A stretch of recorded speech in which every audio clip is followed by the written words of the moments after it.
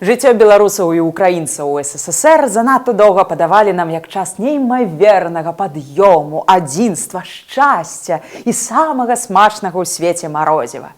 Такі сабе страчаны рай. А як было насамрэч? Давайте пагаворым. З вами Кацярына Ваданосава у серыі перадач ад кампаніі «Будзьма беларусамі» пра беларуска-украінскую гісторыю «Трызуб і пагоня». Тут мы разбіраем простыя, папулярныя, а часам складаныя і дыскусійныя моманты нашай сумеснай гісторыі. Дзесяткі тысяч беларусаў і украінцаў ваявалі за незалежнасць сваіх дзяржаў БНР і УНР пасля распаду расійскай імперыі, але выстаяць не атрымалася. На страту краін Балтыі бальшавікі яшчэ маглі пагадзіцца, але на страту Беларусі і Украіны ніяк. У прынцыпе, як і зараз. Гэта стратэгічна важныя тэрыторыі, рэсурсы, людскі патэнцыял, без якіх новая, ужо савецкая імперыя не змагла падбыцца. У процівагу незалежніцкім праектам у 1919 годзе былі створаныя савецкая Беларусь і савецкая Украіна. Пад капірку, як і іншыя савецкія рэспублікі. Адзін з хітрыкаў стварэння БССР і УССР палягаў у тым, каб падчас рыскай дамовы з палякамі гандляваць беларускімі і украінскімі землямі, а не тэрыторыі РСФСР. Такі дыпламатычны фінт вушамі. Незалежнымі рэспублікамі БССР і УССР былі толькі на паперы. Усе рашэнні прымаліся ў Маскве.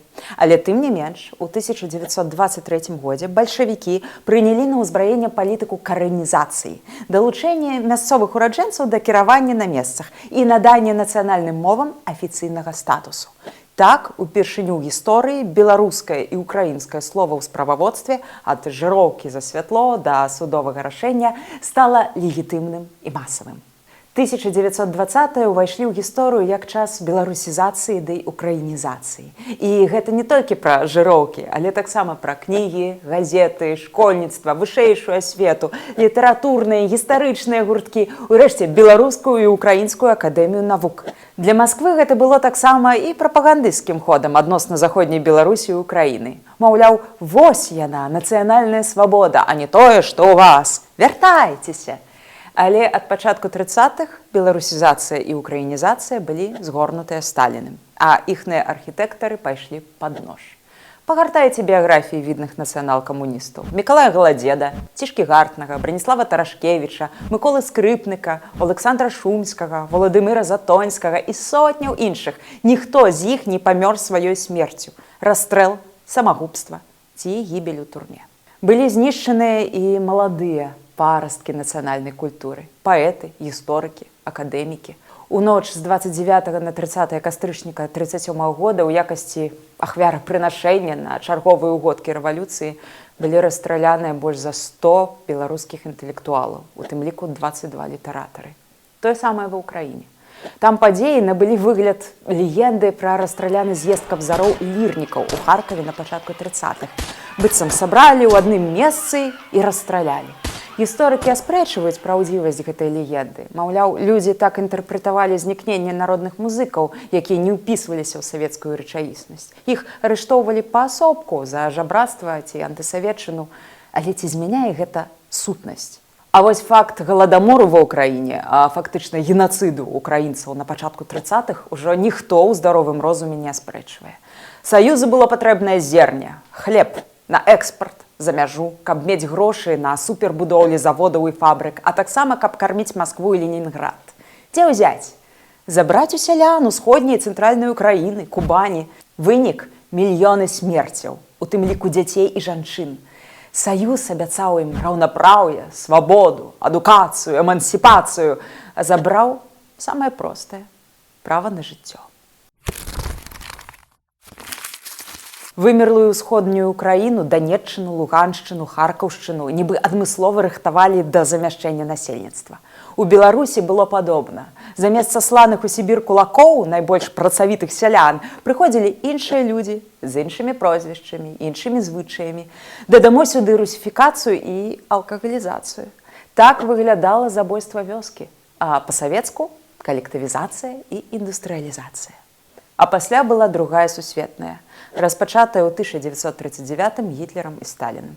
Спачатку саюзнікамі, пазней ворагамі. У Беларусі і ва Ўкраіне тая вайна мела яскравыя рысы грамадзянскай. Брат ішоў на брата, адзін у савецкім мундзіры, іншы ў нямецкім, альбо наогул без мундзіра, за брэзам у лесе, каб адстрэльвацца ад адных і другіх. Гэта чарговыя мільёны ахвяраў і чарговая хваля эміграцыі на захад у 44-45 годах. Пасля вайны БССР і УССР сталі сузаснавальнікамі ААН, але гэта не дадало ім ані палітычнай суб'ектнасці, ані іншых дывідэндаў. Гэта час адбудовы гарадоў, фабрык, заводаў, час вялікіх надзеяў, маўляў, хоць зараз усё будзе па-іншаму.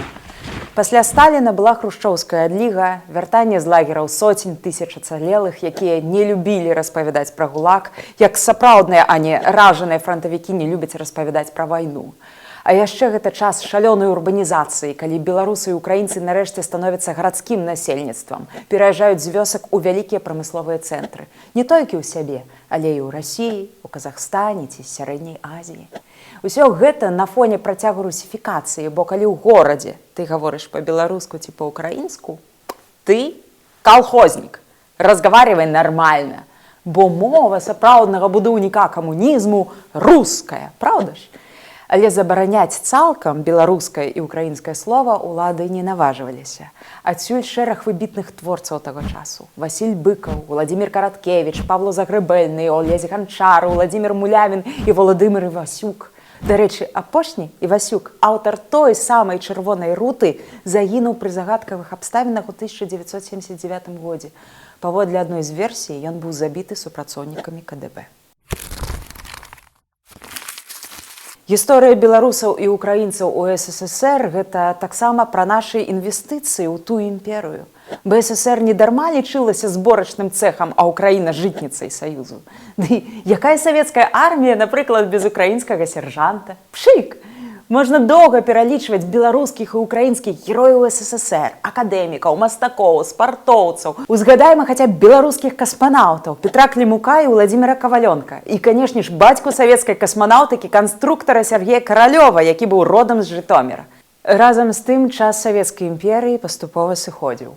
Пасля вайны ў Афганістане, падрыву эканомікі і дэфіцыту, жудаснай катастрофы ў Чарнобылі, якая каштавала жыцця і здароўя мільёнам беларусаў і украінцаў, стала ясна – СССР – усё.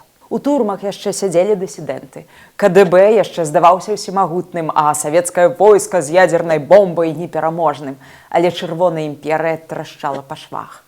Пра яе скон і аднаўленне незалежнасці Беларусі і Украіны мы з вамі яшчэ пагаворым. Дзяліцеся нашай інфармацыяй са знаёмымі, сябрамі ў онлайне і офлайне, стаўце падабайкі, падпісвайцеся на канал, а таксама мы будзем вельмі ўдзячныя за падтрымку. Падтрымку донатамі па спасылцы ў апісанні пад відэа. Будзьма разам з сапраўднай гісторыяй. Будзьма разам з Украінай.